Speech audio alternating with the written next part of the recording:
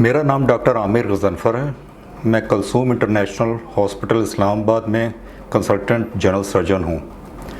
मैंने FRCS royal college of physician and surgeons Glasgow से qualify किया और उसके बाद जनरल सर्जरी, लेप्रोस्कोपिक, वास्कुलर और रीनल ट्रांसप्लांट की तमाम तर ट्रेनिंग मैंने इंग्लैंड से हासिल की और इन्हीं स्पेशलिटीज़ में मैंने 35 के करीब कोर्सेज़ और वर्कशॉप्स जर्मनी, फ्रांस और इंग्लैंड से कंप्लीट किए। कलसूम इंटरनेशनल हॉस्पिटल में मैं जो ज़्यादातर ऑपरेशन कर रहा हूँ वो पित्ते के ऑपरेशन हैं, इसलिए मैं आज पित्ते की पत्थरी के बारे में ही आपसे बात करूँगा। पित्ते की पत्थरी पाकिस्तान में बहुत कॉमन है और इसकी कई वजूहात हैं, जिसमें एक हमारी ग़िज़ा है, इसकी वजह से पत्थरी बनती है। पित्ते की पत्थरी का ऑपरेशन लेप्रोस्कोपिक किया जाता है यहाँ पे, जिस तरह मैं करता हूँ। उसमें मरीज़ को ये फ़ायदा होता है कि ऑपरेशन के कट छोटे होते हैं, यानी कि 1 सेंटीमीटर के 2 कट और हाफ सेंटीमीटर के 2 कट होते हैं।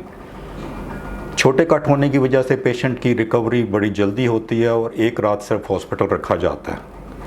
इसकी पित्ते की पत्थरी के अलामात अक्सर पेट के ऊपर वाले हिस्से में दर्द महसूस करते हैं मरीज़। कई दफ़ा ये राइट साइड पे पसलियों के नीचे दर्द होता है और कई दफ़ा बिल्कुल पेट में दरमियान में जहाँ मैदा होता है उसका दर्द होता है और मरीज़ अक्सर इसको मैदे की अलामात समझते हुए उसका इलाज करते रहते हैं और मैदे का इवन एंडोस्कोपीज़ वगैरह भी करा लेते हैं।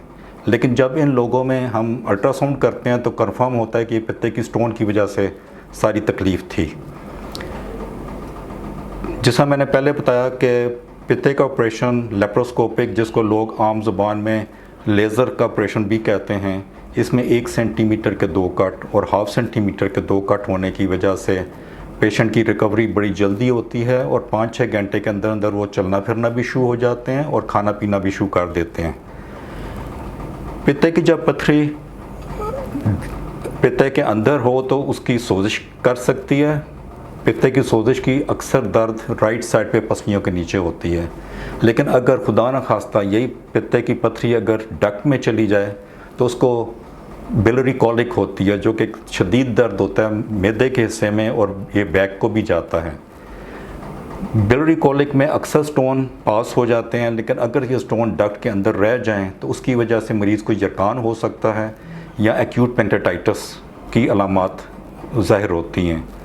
अगर तो जॉन्डिस मरीज़ को होता है और डक्ट में स्टोन स्टे करे तो फिर हमें पहले एंडोस्कोपी, जिसको ERCP भी कहते हैं, उससे डक्ट का स्टोन निकलवाना पड़ता है और फिर हम पित्ते का ऑपरेशन करते हैं। लबलबे की सोजिश एक ज़रा सीरियस मसला है। अगर डक्ट का स्टोन लबलबे की डक्ट के आगे जाके रुक जाए तो पेंक्रेटाइटिस करता है, जिसकी मोर्टेलिटी 15 से 20% है। अगर पेंक्रेटाइटिस का सेकंड अटैक हो तो ये मोर्टेलिटी बढ़ के 30 से 50% तक चली जाती है। इसलिए मेरा अपना ये ख्याल है कि जिसको भी पेट के ऊपर वाले हिस्से में दर्द चल रहा हो, वो मैदे की दर्द समझता है, तो उसको अल्ट्रासाउंड ज़रूर करा लेना चाहिए ताकि इस किस्म की कॉम्प्लिकेशन से पहले ही ऑपरेशन किया जा सके। अगर यही पित्ते के पत्थरी देर तक रहे पित्ते में तो इसमें कैंसर होने के भी चांसेस होते हैं। पित्ते के ऑपरेशन यानी कि लेप्रोस्कोपिक सर्जरी के अलावा मैं जो यहाँ ऑपरेशन करता हूँ उसमें थायराइड के ऑपरेशन, जिसको गिलर्ड भी कहते हैं, छाती या ब्रेस्ट कैंसर्स के ऑपरेशन में करता हूँ और मैदे के हर किस्म के ऑपरेशन, छोटी आंत के, अपेंडिक्स के ऑपरेशन और हर किस्म के हर्नियास के ऑपरेशन भी यहाँ कलसूम इंटरनेशनल हॉस्पिटल में मैं करता हूँ और बवासीर, पेरिएनल फिस्चुला और एनल फिशर की भी सर्जरी यहाँ कर रहा हूँ मैं। इसके अलावा जो हम यहाँ पे वेंस के लिए जो वेरिकोज वेंस हैं उसकी भी सर्जरी करते हैं। रीनल ट्रांसप्लांट सर्जरी मैं करता हूँ और AV फिस्चुला, जो कि डायलिसिस के मरीज़ों में खून की सफाई के लिए काम आता है, वो भी मैं यहाँ पे बनाता हूँ। शुक्रिया।